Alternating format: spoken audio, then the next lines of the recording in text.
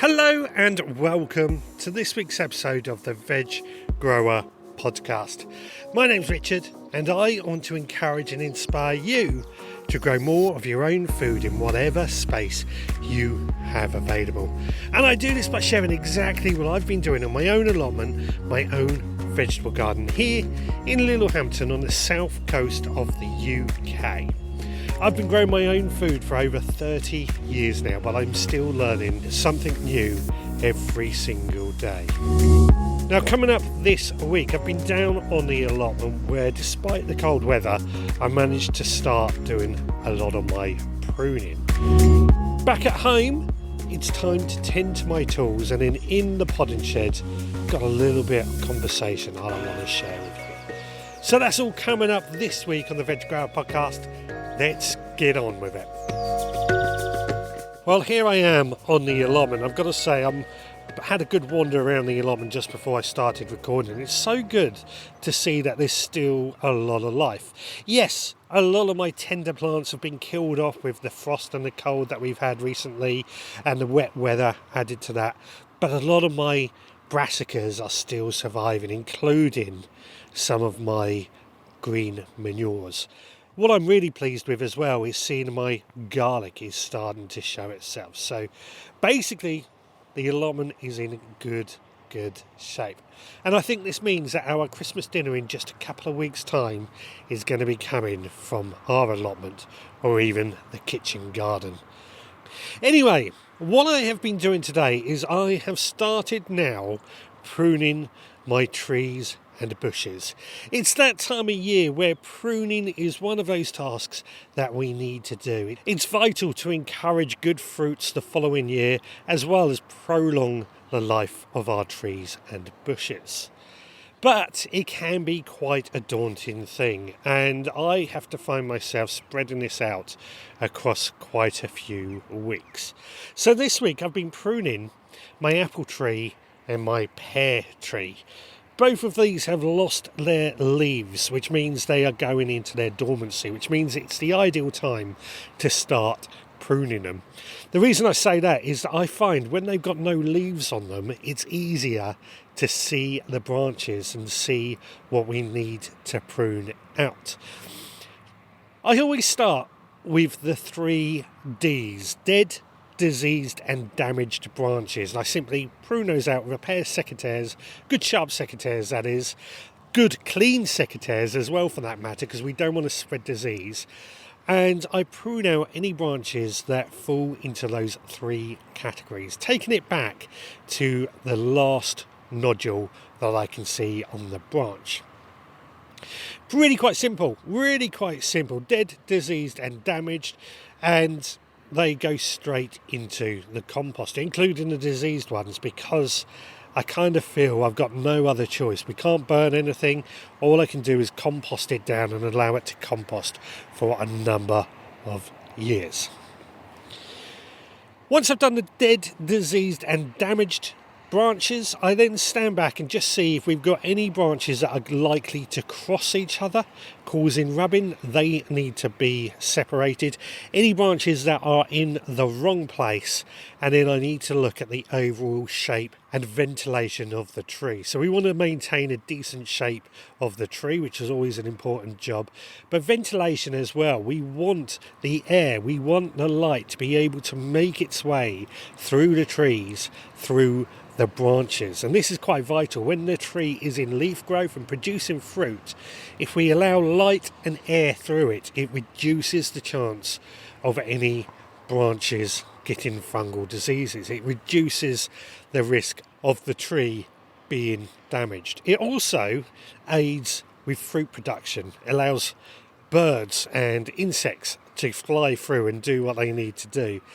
So it's worth spending a few minutes on your fruit trees just doing this. And it's the same when we get into our fruit bushes, although different bushes require different methods. More on that over the coming weeks. One of the things I have noticed, however, is my apple tree. My apple tree, I've had this problem for quite a while. It has fallen over. It's still anchored in the ground. The roots are still growing and it still grows, but the tree itself just seems to list over onto its side. I've spent many times hammering stakes into the ground to try and get it straight. Now this is annoying. This is very annoying because what I found, even with the stakes in the ground, the tree has listed over with the stakes, bringing the stakes down with them. They're still in the ground. They're not snapping or anything. It's like the whole ground underneath is moving, which is quite possible because we do get quite a few moles here. So what I've done is I've got another stake, a longer stake this time, and I've really hammered it deep into the ground, as deep as I could get it, in order to try and make sure it doesn't move. Once it was hammered into the ground, I then got a really good tie and pulled the apple tree upright, on the hope that it's going to stay upright this time. You never know, it may make all the difference. We will find out throughout 2026. Once the tree was upright, I've just trimmed below the tree, removing any grass, and then I've continued to add more straw underneath the tree as well. This is just to mulch the roots and keep them a little bit warmer. I don't think we're going to get cold enough weather here in Littlehampton that it's going to destroy any roots of the trees. But I'm of the belief now that I'm just mulching anything where I can. I don't like bare soil, and straw is something I've used a lot this year. I've got a lot of it, so I might as well use it to protect what I can. I've certainly found, and I've spoken about this many times this year, that straw has really helped produce good results this year, and I think it's definitely something we're going to continue using. Now, other than that, there's not much going on the allotment. I said last week it's certainly slowing down. It's not the weather for being on the allotment either. We're having to run in and out of rain showers. But I spoke last week as well of how the council is improving the roads and the paths up to our allotment, and it looks like more progress has been made on that. The road itself is still closed off. The central track through our allotment site is still closed off with some Harris fencing and signs saying it's not suitable for vehicles just yet, which is exciting at the same time. I can't wait to see it completed. This track that runs alongside my allotment, however, I don't know if that is going to get any treatment, but it's certainly been levelled and looks a lot better than it did. The trouble is, what tends to happen is some of our neighbours or other allotment holders, they tend to throw some of their vegetation onto the track in order to keep grip going throughout their motor vehicles when they're passing. It doesn't work, I don't think. I think we're too wet for that. It tends to turn to slush and mush and make it very difficult for vehicles to get traction. But somebody seems set on just throwing their old sweet corn branches, anything like that, onto the track for some reason or another. Anyway, the final thing that I'm going to do after I finish recording is I am taking all of my tools home with me because it is time to give them a bit of treatment. And I'm going to be talking about that back at home. While I head on home, let's find out what's going on in the Supporters Club this week. Well, it is that point of the podcast where I just ask if you would be good enough to leave a rate and review on your podcast provider. It only takes you a few seconds, but it means the world to us. It means we can get found by more people who might also be interested in learning more on how to grow their own food, or perhaps even after a bit of inspiration. But that is not the only way you can support us. You can also become a member of the Veg Grower Podcast Supporters Club. The Supporters Club is set up to keep this podcast running, and it really does help. It costs just £5 a month to be a member, but for that £5 you get access to extra behind the scenes podcasts that give you more of an idea of what's going on here at the Veg Grower Podcast HQ. Added to that, once a month you also receive through the letterbox our monthly seed letter, and that seed letter contains a collection of seeds that can be sown in that very month. I've chosen them to be sown in that month so they're not hanging around. Added to that, you also get a copy of our mini newspaper, which gives you instructions on how to sow those seeds, plus a few other bits and pieces along the way. Personally, I think for £5 it is an absolute bargain. Now, as an example, over this last week we have been sowing some winter spring onions, which is a great way to get some spring onions just going early to give us some early crops. Plus, I do like spring onions. They're a staple in our household. If that sounds like something you would be interested in, then please head to our website at veggrowerpodcast.co.uk to find out more and sign up. We would love to have you there. Now back on with the gardening. Well, I'm back home in the kitchen garden now, and I just had to walk around my kitchen garden to make sure we have some Brussels sprouts. I realised when I left the allotment I hadn't actually checked if we had any Brussels sprouts down there. I'm sure we do, but I hadn't actually checked. Luckily, here in the kitchen garden I can see that we do have plenty of Brussels sprouts. That means Christmas dinner is not going to be ruined. For me, Christmas dinner needs Brussels sprouts.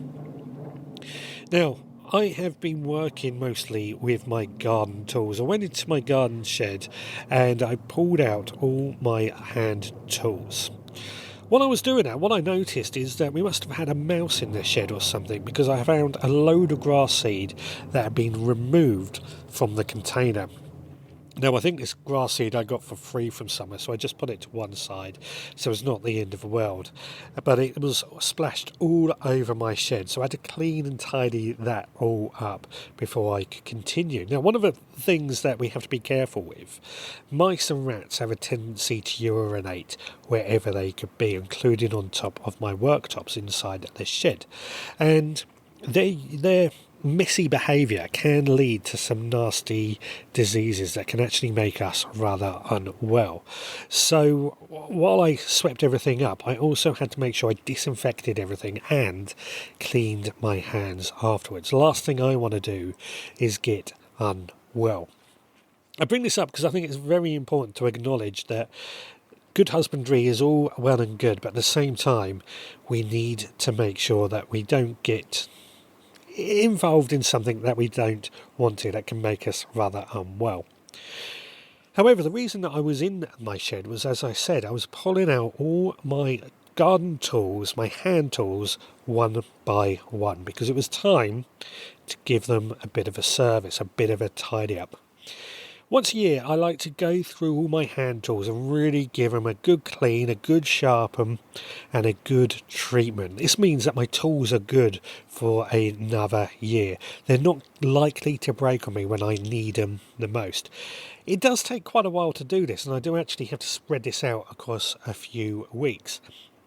But it is well worth doing. What I do is I go through my tools one by one. I get a stiff hard brush as I pull them out, and I brush off any dirt, maybe even get a bit of a cloth on them to clear it all away. Once the tools are clean, I then look at whether they have any rust that needs sanding off, whether the handles need a bit of a sand down to remove any sharp splinters that might hurt us in the future.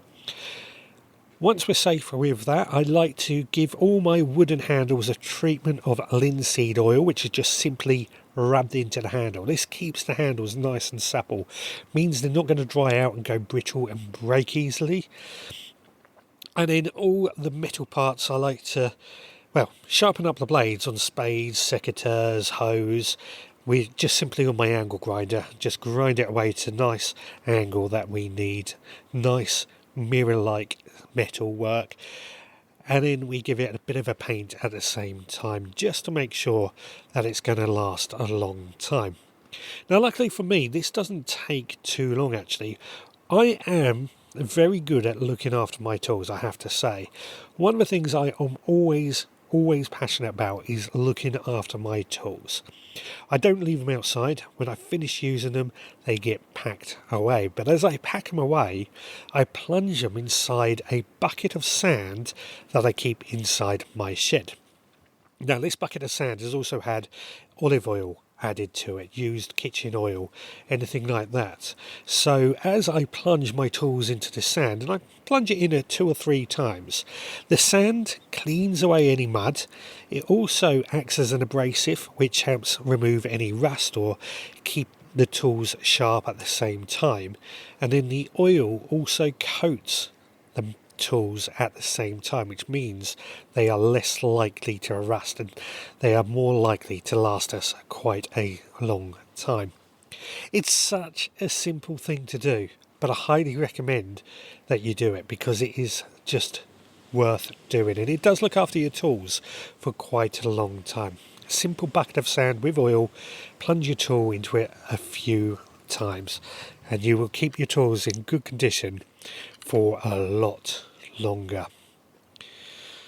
Well, the rain is starting to come in again, so I think I'm going to run indoors into the podding shed. But I've got to say, at the moment, the kitchen garden is still very productive. Considering we are in December, it's amazing to see just how much food we are producing from the kitchen garden. Right, I'm going to meet you back in the podding sheds. In the meantime, let's find out what's going on in the kitchen this week. Chopping all the veggies, sizzle in the air. Chef Scott with the magic, smells are everywhere.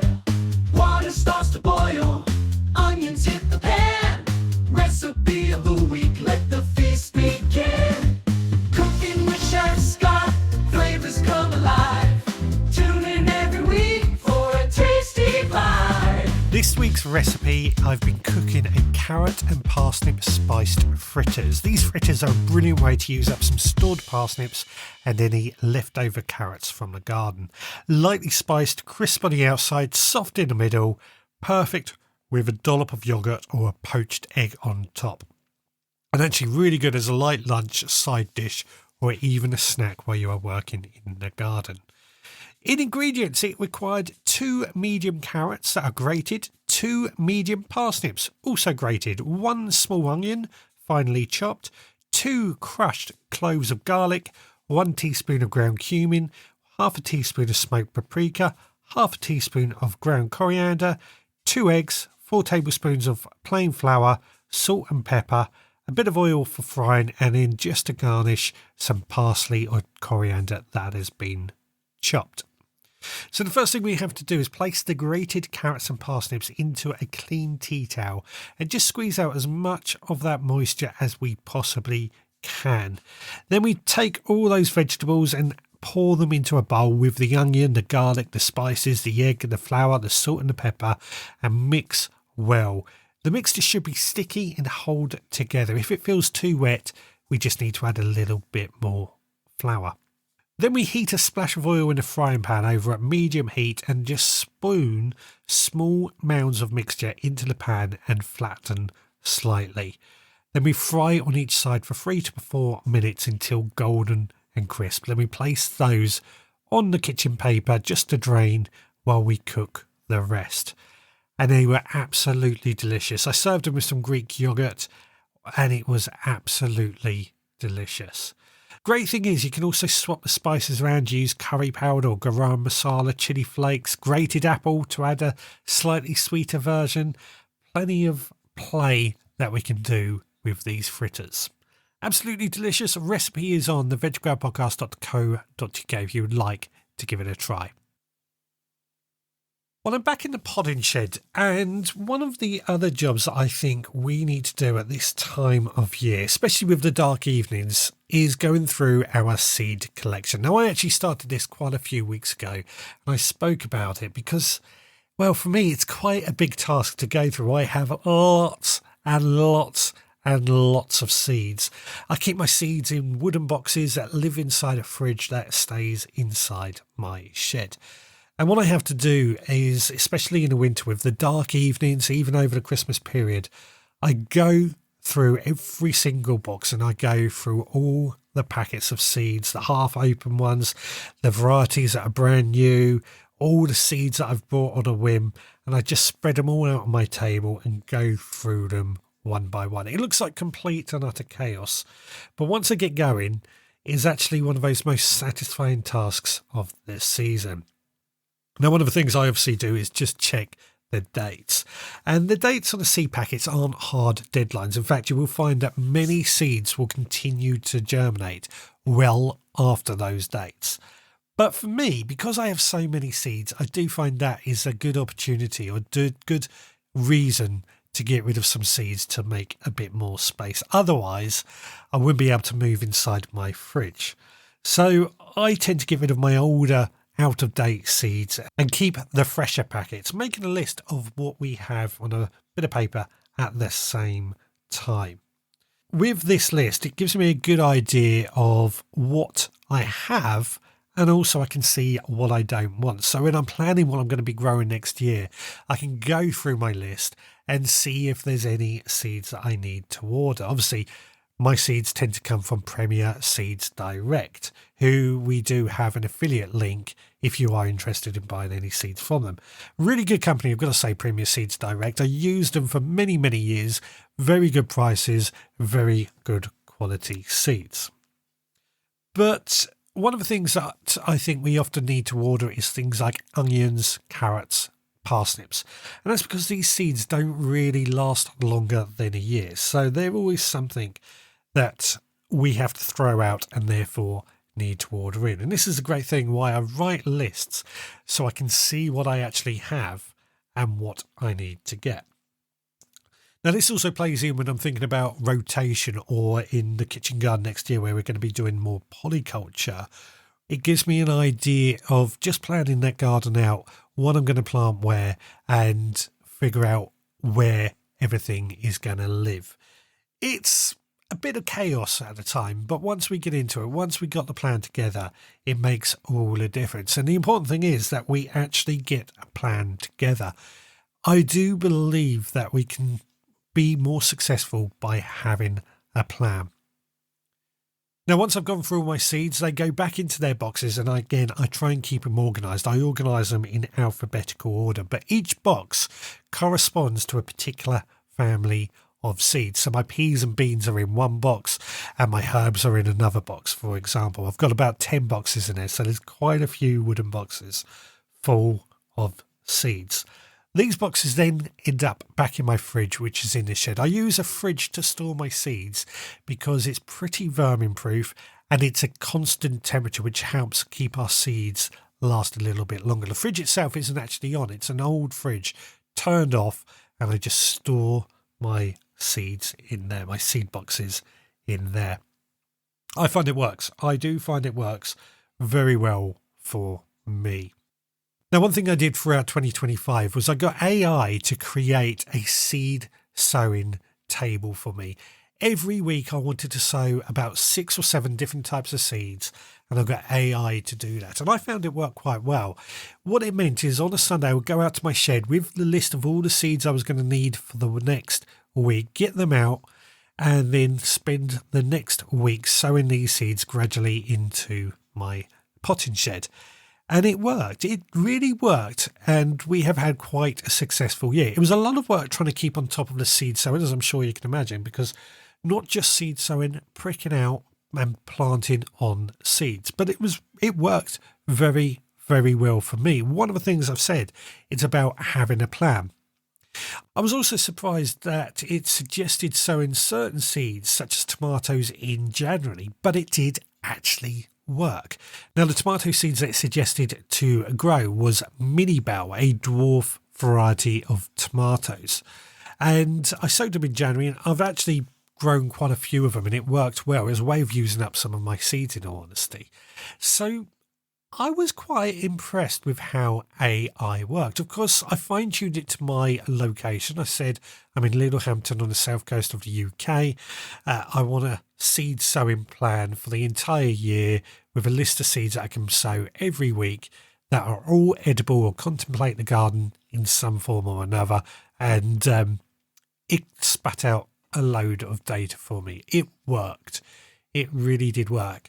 More importantly, it gave me a plan for the year. It gave me a list of instructions that I could follow, and I was surprised. I was genuinely surprised. I'm not a huge fan of AI, to be honest with you, but I can see it having certain advantages. Now, I'm going to do the same in 2026, and I've started creating that same list.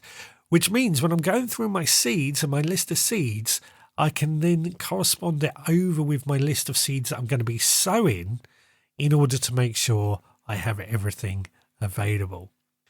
It amazes me just how quickly technology is moving us forward. As I said, I'm not a fan of AI, but I'm well aware if we don't keep up with modern technology, we get left behind. And that's something I tend to keep at the forefront of my mind. We've got to keep up with modern technology in order to keep up ourselves. So, my advice to you, if you're listening to this, it's well worth going through your seeds, or once again, making a list, making plans to buy any seeds that you might need, and can contemplate coming up with a seed plan for next year. In fact, I'm going to set that as a little challenge for you. Write a seed plan of all the seeds that you want to sow next year and when you want to sow them. Well, before we finish this podcast, we of course have had some comments come in. I always encourage you to rate and review this podcast. It means well to us. It helps us get found by more people who might be interested in learning more about how to grow their own food.